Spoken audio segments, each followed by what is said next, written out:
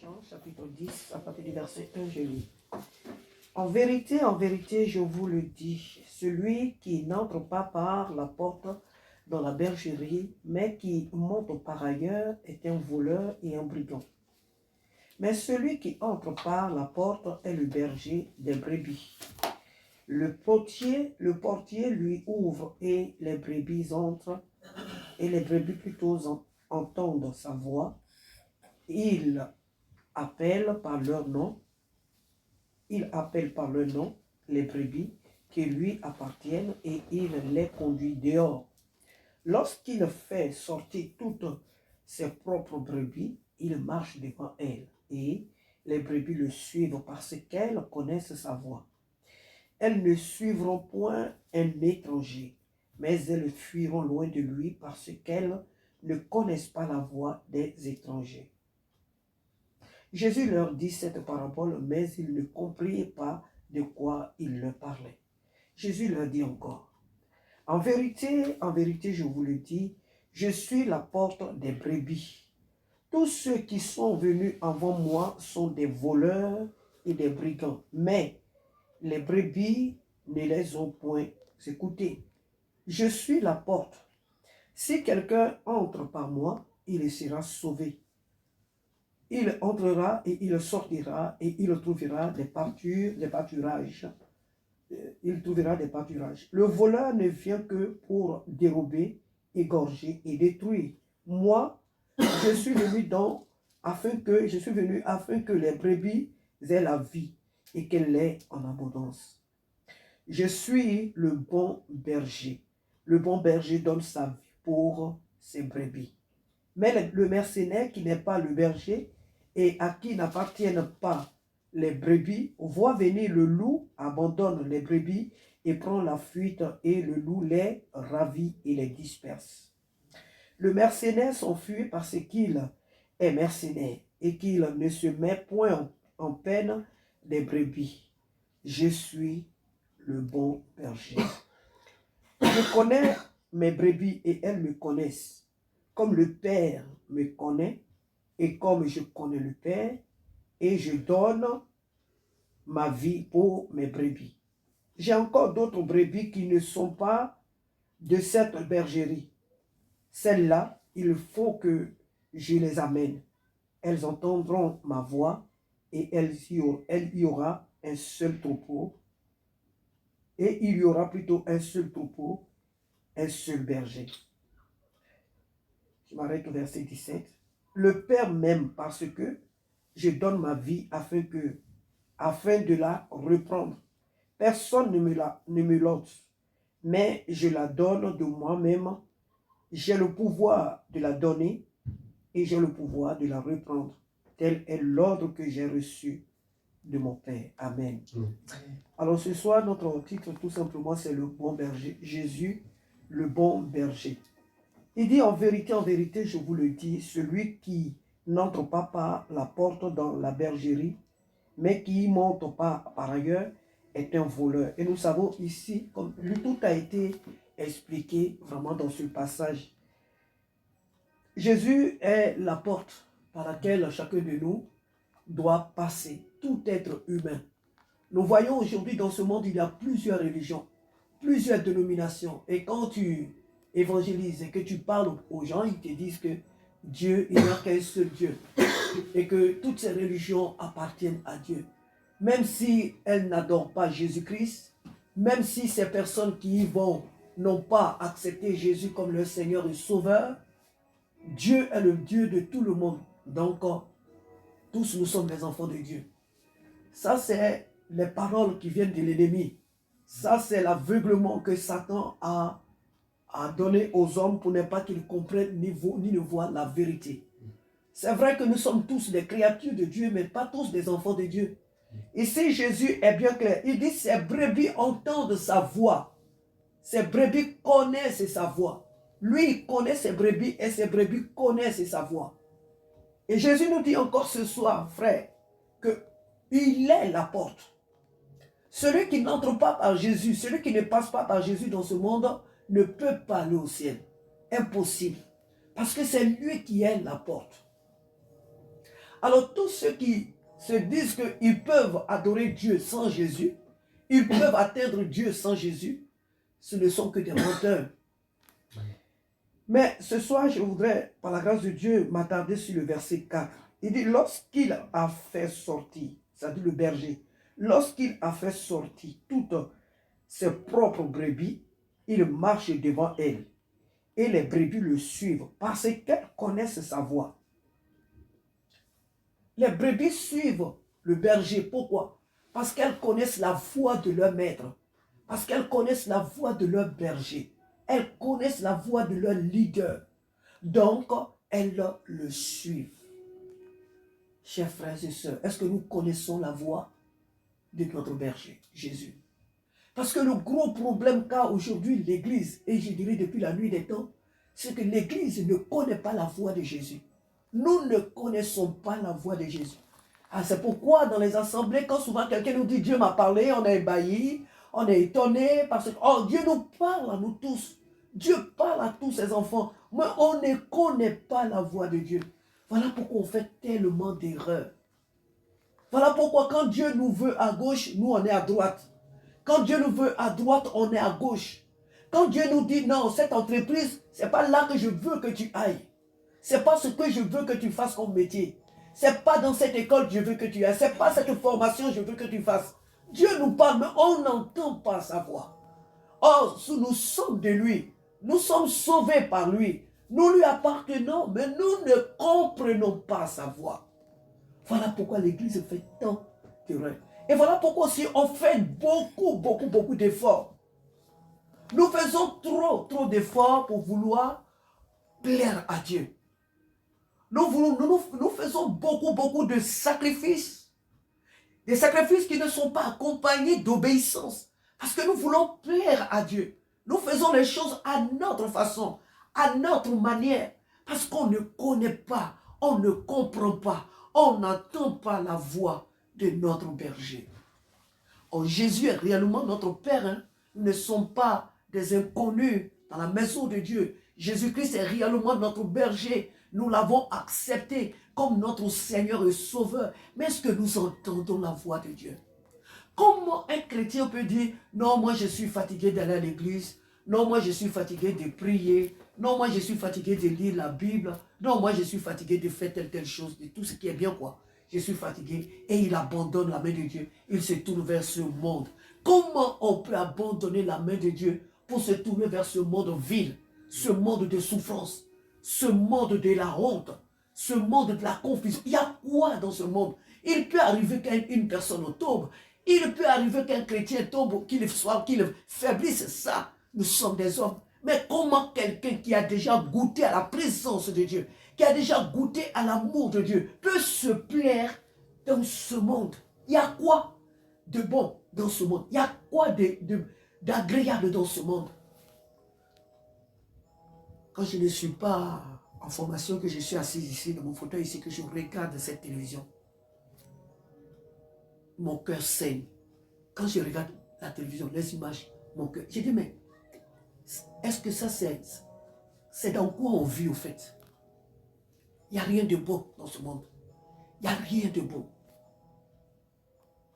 Le mensonge, les trahisons, les meurtres, les assassinats, l'hypocrisie, la méchanceté.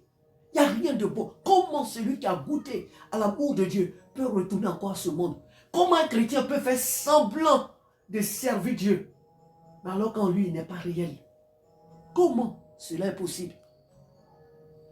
Parce qu'on n'entend pas la voix de Dieu.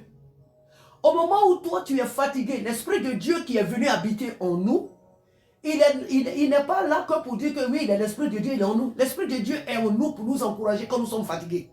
Il est en nous pour nous donner des directives. L'Esprit de Dieu est là quand tu es fatigué pour te dire, mon fils, ma fille. Ça, c'est ce que moi j'ai dit. Il peut dire autre chose à la personne.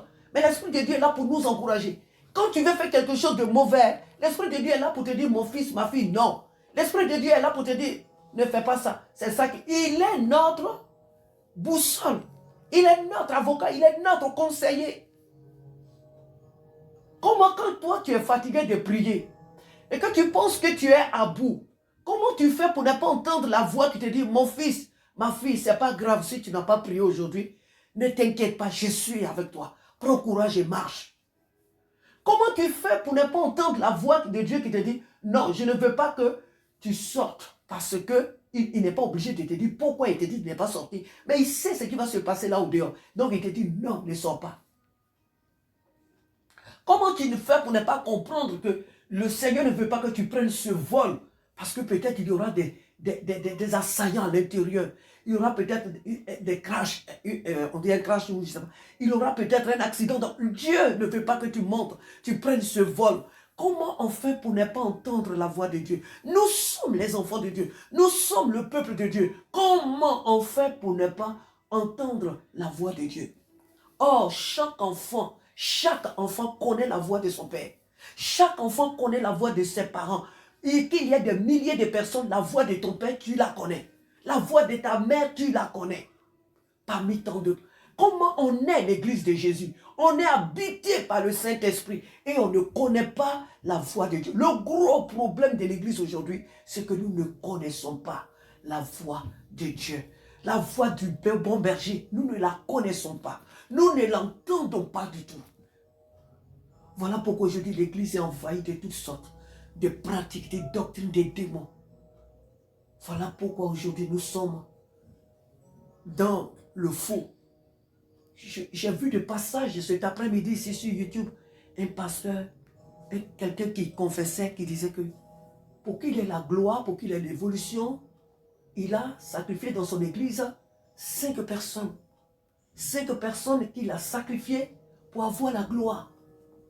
Pour que son église marche, pour qu'il ait du pouvoir. Il a sacrifié. Mais quand tu vas dans une église pour adorer un être humain, c'est normal qu'il te sacrifie. Puisque c'est à cause de lui que tu vas, puisque c'est à cause d'elle que tu vas, elle va te sacrifier. Si elle n'est pas dans la voie de Dieu et qu'elle est dans le fétichisme, elle a des alliances avec le diable, ou cette personne a des alliances, c'est normal que ton âme soit à sa portée. Mais si tu as réellement accepté Jésus-Christ comme ton Seigneur et ton Sauveur, que tu vas dans une église, et que dans cette église-là, le Seigneur ne te révèle pas peut-être l'état de celui ou de celle qui dirige, mais que toi, tu as une relation réelle avec le Seigneur, il ne peut pas te sacrifier.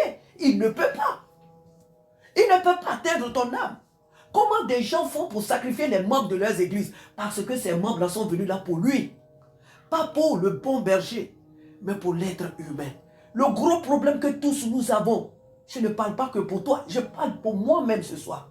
Le gros problème que nous, en tant que l'église, nous avons, c'est que nous n'entendons pas la voix de Jésus-Christ.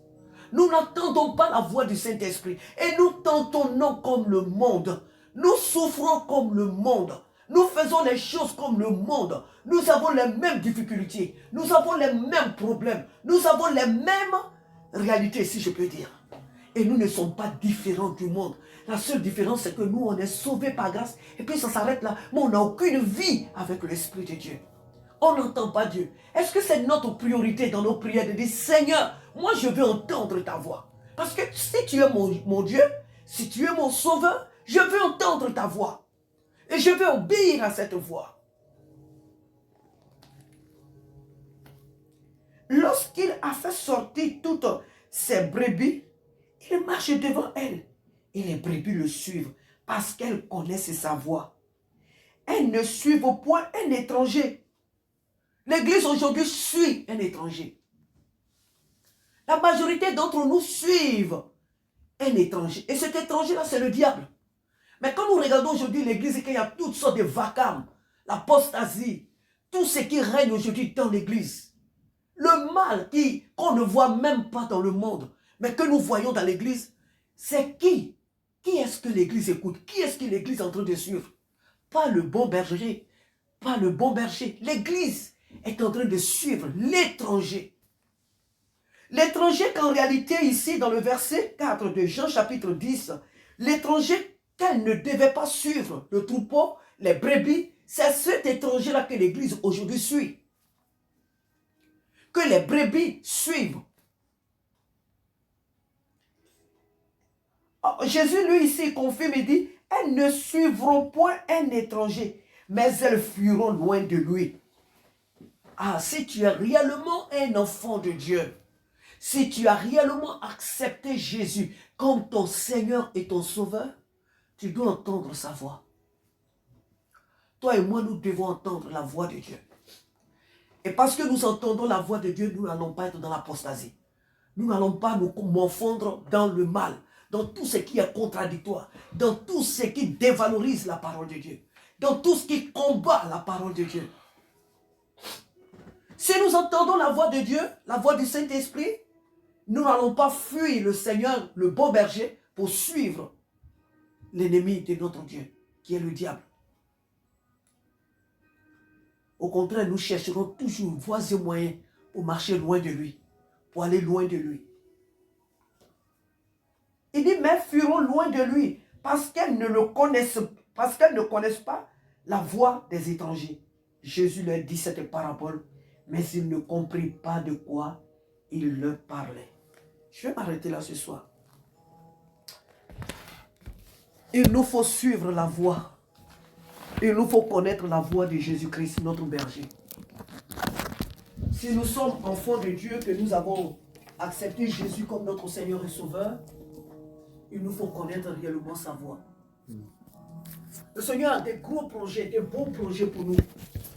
Le Seigneur a des grandes bénédictions pour nous sur cette terre. Au ciel, on ne parle pas de bénédiction. Au ciel, il n'y a pas de bénédiction. Au ciel, c'est la gloire de Dieu. Tout le monde est béni au ciel. Tout le monde vit dans la gloire de Dieu. Quand on parle de la bénédiction de Dieu, il est question de la terre sur laquelle nous vivons. Au ciel, on ne parle pas tu es béni, tu es non, jamais. Au ciel, c'est la gloire. C'est le top des tops au ciel. Mais la bénédiction, c'est celle que nous en avons besoin. Et donc, les promesses de Dieu, la bénédiction de Dieu sur cette terre, le Seigneur veut nous donner des grandes choses. Dieu veut que notre vie soit des vies différentes des autres. Dieu veut nous orienter autrement. Dieu veut nous donner des directives. Cette année 2025, Dieu veut t'orienter. Dieu veut m'orienter autrement. Alors il nous faut entendre sa voix. Pas la voix de quelqu'un. Pas la voix de quelqu'un qui vient à la nuit, je prophétise. C'est bien de faire confiance aux frères qui prophétisent. C'est bien pour des personnes par lesquelles Dieu nous parle. C'est pas mauvais. Quand tu as le discernement, tu comprendras que c'est le Seigneur, effectivement, qui est en train de me parler. Mais il faut comprendre que, en tant qu'enfant de Dieu, Dieu ne peut pas toujours te laisser pour parler à quelqu'un d'autre. Ne t'as pas. Non, non, non, non. Dieu te parlera d'abord à toi. Et c'est quand tu ne comprends pas que Dieu va utiliser quelqu'un d'autre pour venir te parler. Mais nous sommes toujours les premières personnes à qui Dieu parle. Dieu ne peut pas te sauter et puis aller parler de toi à quelqu'un pour lui dire, non, non, non, non. Non. Dans toute la Bible, nous avons vu les prophètes. Dieu les a envoyés vers des personnes. Parce que ces personnes-là, Dieu leur avait parlé, mais elles n'ont pas compris. Elles n'ont pas entendu la voix de Dieu. Alors Dieu était obligé de prendre certains prophètes pour aller les avertir des dangers qui allaient arriver. Que ce ne soit pas notre cas. Que Dieu nous aide vraiment ce soir à être ces brebis qui entendent la voix de Dieu. Parce que la voix de Dieu, ça demande beaucoup aussi de sacrifices. La voix de Dieu nous sépare aussi de ce que nous aimons. Tu peux avoir organisé un projet très important. Dieu dit non, ce n'est pas ça. C'est ça le prix à payer. C'est ça le prix de l'obéissance. Je vais faire telle formation, je vais faire tel travail, je vais faire ça. Dieu dit non, ce n'est pas le moment. Est-ce qu'on est prêt à obéir? Est-ce qu'on est prêt à écouter? Parce que ce qui attend, quand on obéit, ce qui attend, ce qui arrive est plus glorieux que ce que nous-mêmes on avait choisi de faire.